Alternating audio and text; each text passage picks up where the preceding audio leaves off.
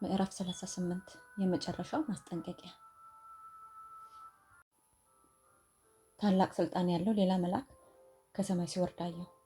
ከክብሩም የተነሳ ምድር በራች፣ በብርቱም ድምፅ ታላቂቱ ባቢሎን ወደቀች፣ የአጋንንት ማደሪያ ሆነች፣ የርኩሳን መናፍስት ሁሉ መጠጊያና የተጠሉ ወፎች ሁሉ መጠጊያ ሆነች። ከሰማይም ሌላ ድምፅ ሰማሁ እንዲህ ሲል፣ ሕዝቤ ሆይ በኃጢአቷ እንዳትተባበሩ ከመቅሰፍቷም እንዳትቀበሉ ከእርሷ ዘንድ ውጡ። ራዕይ 18 1 2 4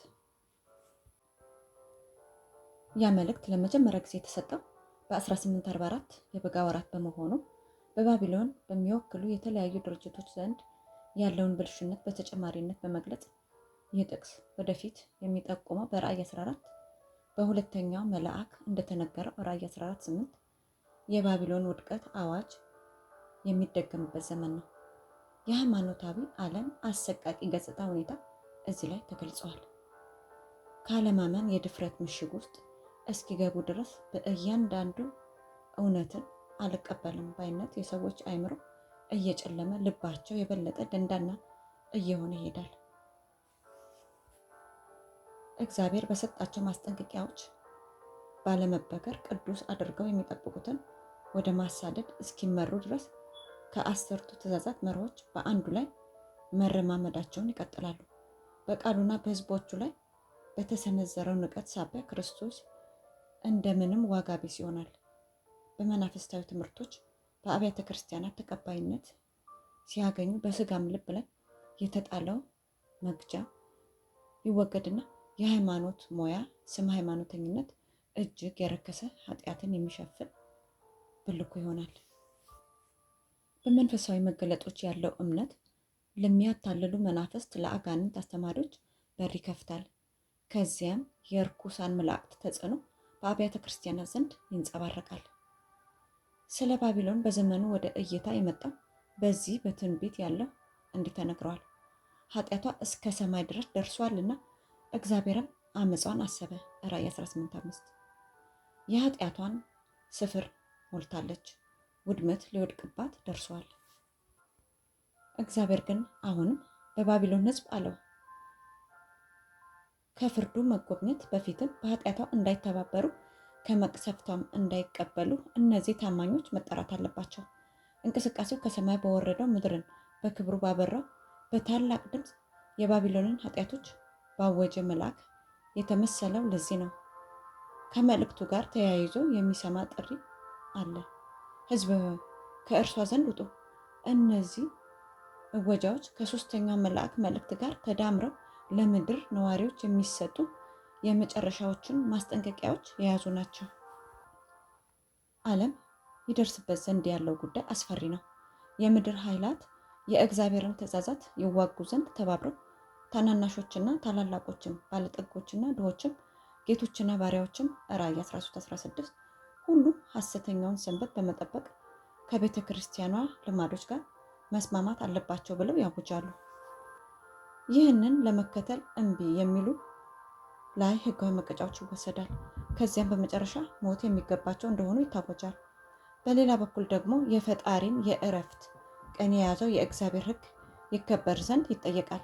መመሪያዎቹን የሚጥሱትም ሁሉ ቁጣ እንደሚደርስባቸው ያስጠነቅቃል።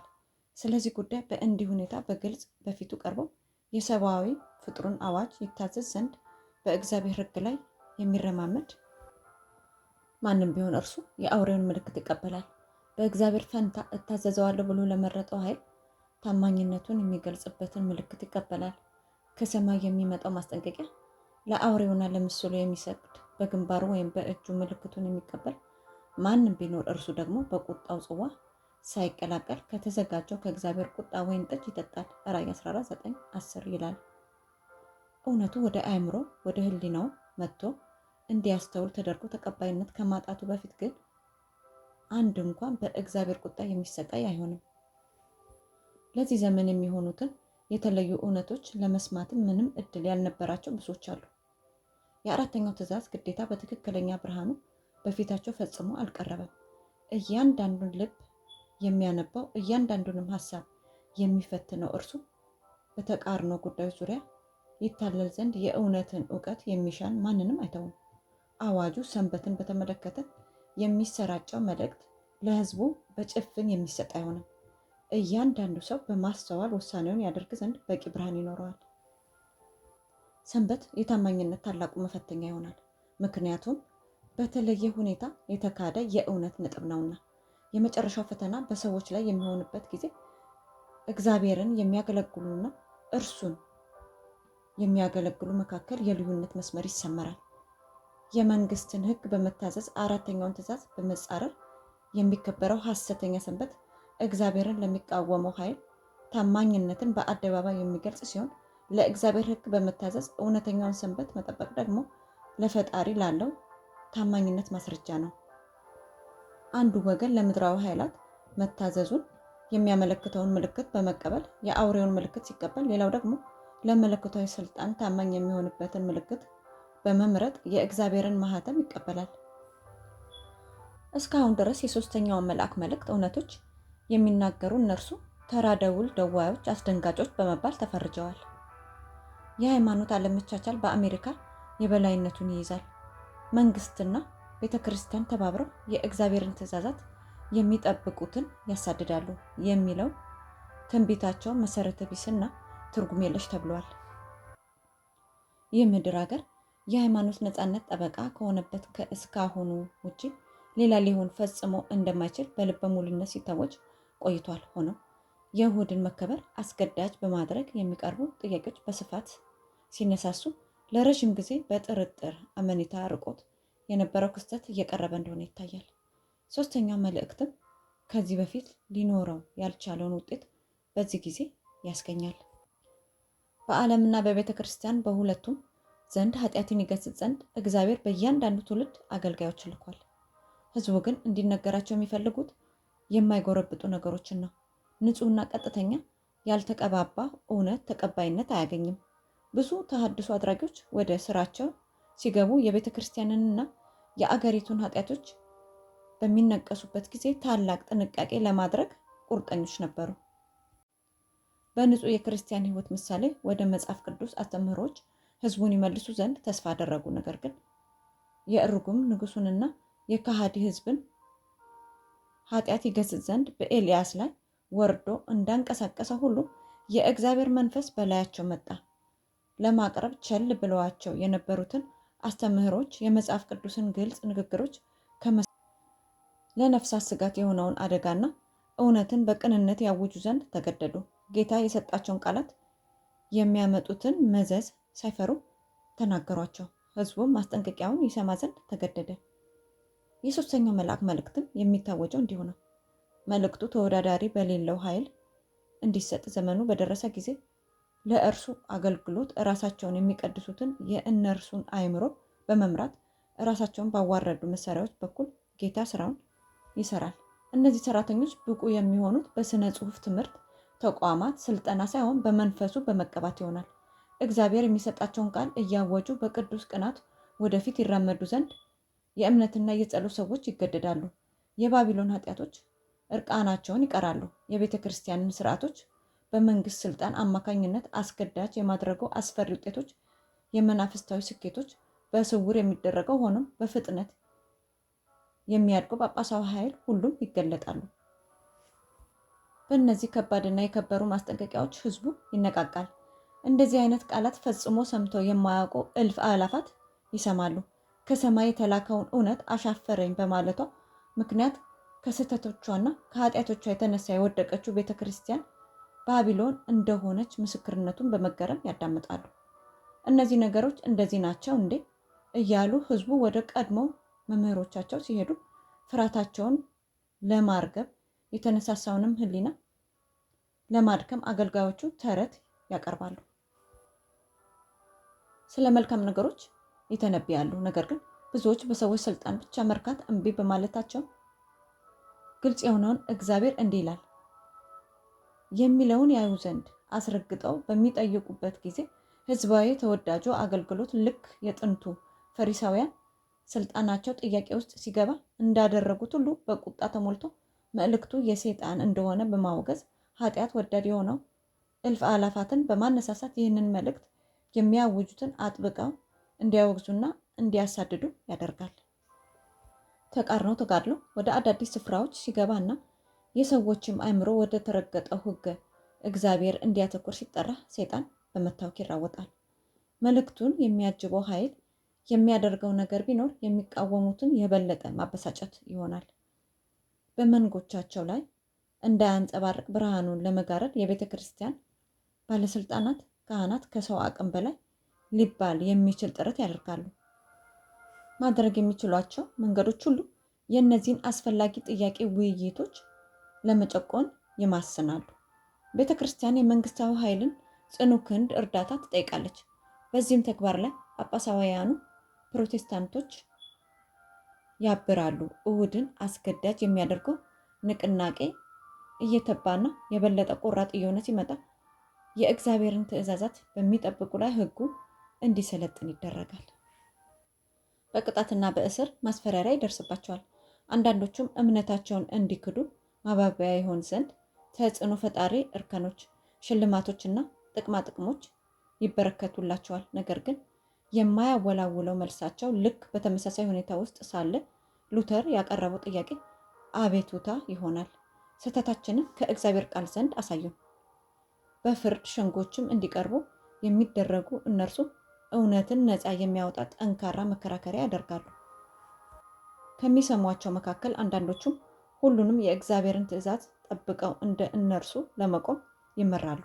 በዚህ ሁኔታ እነዚህ እውነቶች በሌላ በምንም አይነት መንገድ ሊደርሳቸው የማይችሉ በሺዎች የሚቆጠሩ ሰዎች ብርሃን ይደርሳቸዋል። ከሕሊና የመነጨ ለእግዚአብሔር ቃል መታዘዝ እንደ አመፅ ይቆጠራል። በሰይጣን አይኑ ታውሮ ወላጅ የሚያምን ልጁ ላይ ሸካራነትና ጭቆናን ይተገብራል። ጌታ ወይም አለቃይቱ በእግዚአብሔር ትእዛዛት አክባሪ አገልጋይ ላይ ጭቆና ይፈጽማሉ። ፍቅር ይርቃል።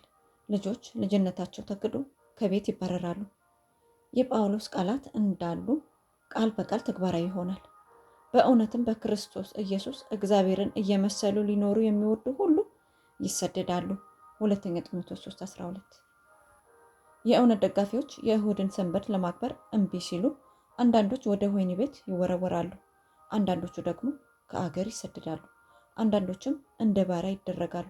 ለሰብአዊ ፍጡር ጥበብ አሁን ይህ ፈጽሞ ሊሆን የማይችል ይመስላል። ነገር ግን የሚገድበው የእግዚአብሔር መንፈስ ከሰው በሚወሰድበት ጊዜ የመለኮትን መመሪያዎች በሚጠላው በሰይጣንም ቁጥጥር ስር በሆኑ ጊዜ እንግዳ የሆኑ ነገሮች ይከሰታሉ።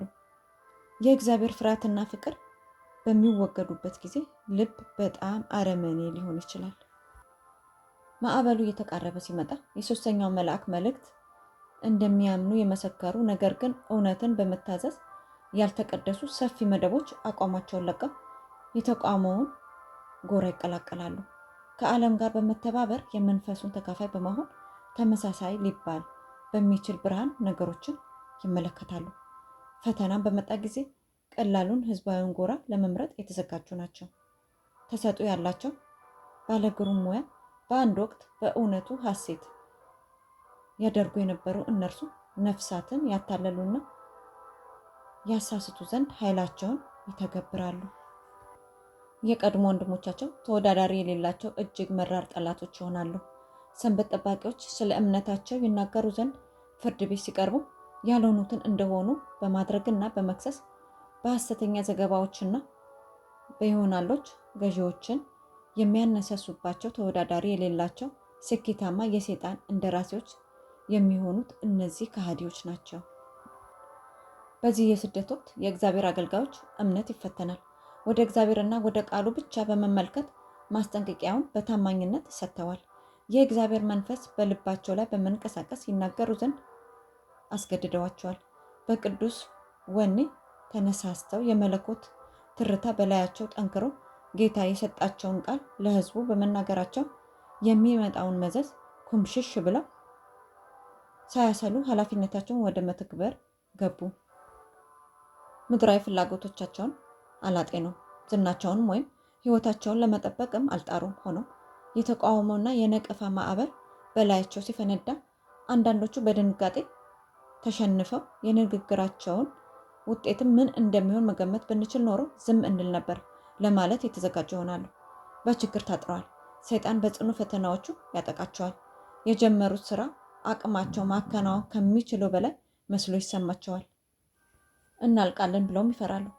የተነሳሱበት ግለት ከስሟል። ሆነው ግን መመለስ አይችሉም። ከዚያም ፈጽሞ ረዳት አልባነታቸውን ሲረዱ ጉልበት ያገኙ ዘንድ ወደ ኃያሉ አምላክ ይሸሻሉ። የተናገራቸውን ቃላቶች ማስጠንቀቂያውን ይሰጡ ዘንድ ያዘዛቸው የእርሱ እንደሆኑ እንጂ የራሳቸው እንዳልነበሩ ያስተውላሉ። እግዚአብሔር እውነቱን በልባቸው አስቀመጠ። ከማወጅም ይቆጠቡ ዘንድ አልተቻላቸውም። ባለፉት ዘመናት የእግዚአብሔር ሰዎች እነዚህን ተመሳሳይ ፈተናዎች አልፈዋል። ዋይክሊፍ፣ ሄስ፣ ሉተር፣ ቴንዳል፣ ቤክስተር፣ ዊስሊ ሁሉም አስተምህሮች በመጽሐፍ ቅዱስ እንዲፈተኑ ወትውተዋል። የሚወገዘውንም ሁሉ እንደማይቀበሉ ተናግረዋል።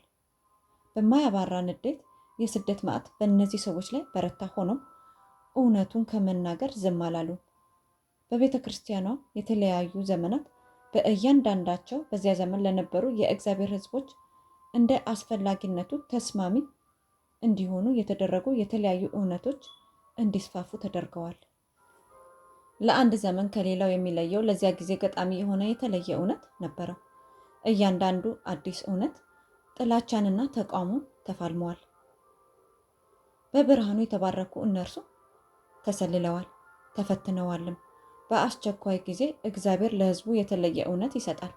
ታትሞ እንዳይወጣ ይቃወም ዘንድ የሚደፍር ማን ነው? የመጨረሻውን የምህረት ግብዣ ለዓለም ያበረክቱ ዘንድ አገልጋዮችን ያዛቸዋል። የክርስቶስ አምባሳደሮች ስለሚያስከትለው ውጤት አያገባቸውም። ኃላፊነታቸውን ይወጡ፣ ውጤቱን ለእግዚአብሔር ይተዉ። ተቋሞ ወደ ተጋጋለ ከፍታ በሚወጣበት ጊዜ የችግሩ መንስኤ እነርሱ እንደሆኑ ስለሚሰማቸው የእግዚአብሔር አገልጋዮች እንደገና ግራ ይጋባሉ። ነገር ግን ሕሊናና የእግዚአብሔር ቃል አካሄዳቸውን ትክክል እንደሆነ ያረጋግጡላቸዋል። ፈተናዎች ቢቀጥሉም ለመሸከም ይጠነክራሉ። ፉክክሩ እየቀረበና እየሰላ ይሄዳል። ነገር ግን እምነታቸውና ድፍረታቸው እንደ አደጋ ጊዜው መጠን ያድጋል። ምስክርነታቸው የዓለምን ተቀባይነት ለማግኘት ስንል ቅዱስ ሕጉን ከፋፍለን አንዱን ክፍል አስፈላጊ ሌላውን ደግሞ አላስፈላጊ ብለን ለመፈረጅ በእግዚአብሔር ቃል ላይ ጣልቃ እንገባ ዘንድ አንደፍርም። የምናመልከው አምላካችን ያድነን ዘንድ ይችላል። ክርስቶስ የምድርን ኃይላት ድል አድርጓል። ድል የተነሳን ዓለም እንፈራ ዘንድ ይገባናልን የሚል ይሆናል። የተለያየ መልክ የያዘው መሳደድ ሰይጣን በሕይወት እስካለ ክርስትናም ሕልውናውን የሚያስቀጥለው ኃይል እስካለ ድረስ የሚቀጥል የተነደፈ መርህ ነው። የጽልመት ሰራዊት ተቃዋሚ ሆኖ ራሱን ሳያስመዘግብ ሳያስመለምል ማንም እግዚአብሔርን ማገልገል አይችልም። ተጽዕኖ ታዳኙን ከእጃችን እየወሰድን ነው ብለው የመስጋት ርኩሳት መላእክት ያጠቁታል።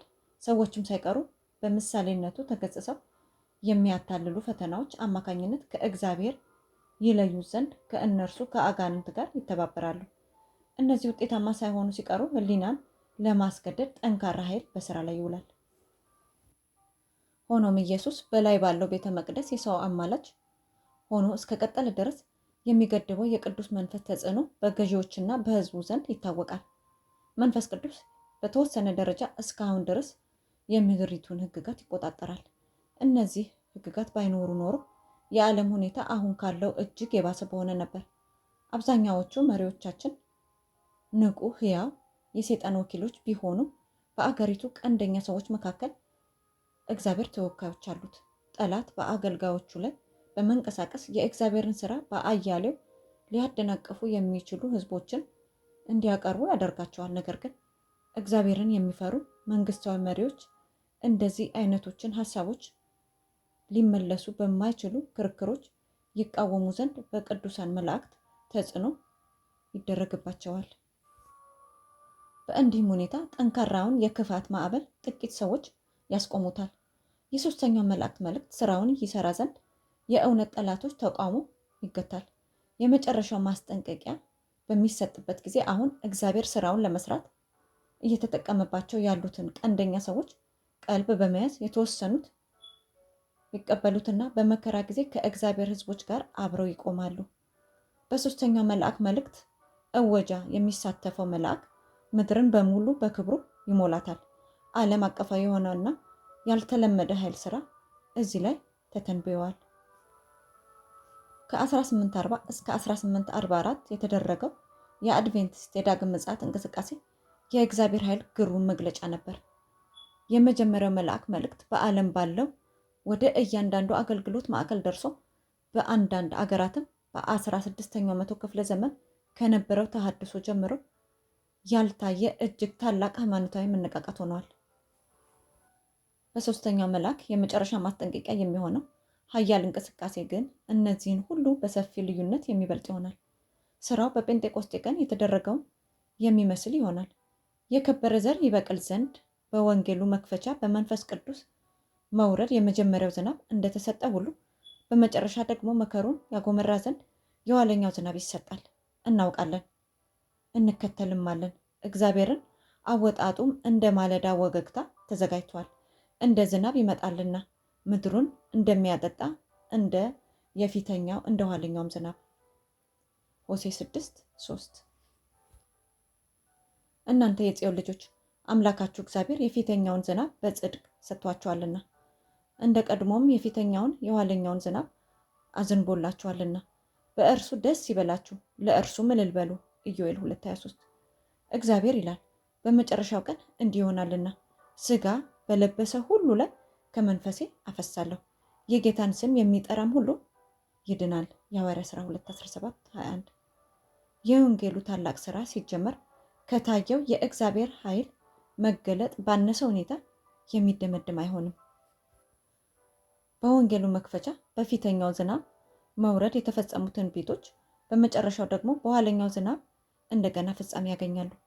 እንግዲህ ከጌታ ፊት የመጽናናት ዘመን እንድትመጣላችሁ አስቀድሞም ለእናንተ የተመረጠውን የኢየሱስ ክርስቶስን እንዲልክላችሁ ኃጢአታችሁ ይፋቅ ዘንድ በፍርድ ምርመራ ንስሐ ግቡ ተመለሱም በማለት ሐዋርያው ጴጥሮስ የመጽናናት ዘመን ብሎ የናፈቀው ይህ ነው። ሐዋርያ ሥራ 3:19-20 የእግዚአብሔር አገልጋዮች በቅዱስ መቅደስ ፊታቸው ፈክቶ እያንጸባረቀ ከሰማይ የመጣውን መልእክት ለማወጅ ከቦታ ቦታ ይራወጣሉ። በምድር ሁሉ በሺዎች በሚቆጠሩ ድምጾች መልእክቱ ይሰጣል። ተአምራት ይደረጋሉ። ሕሙማን ይፈወሳሉ። ድንቅና ተአምራት አማኞችን ይከተሏቸዋል።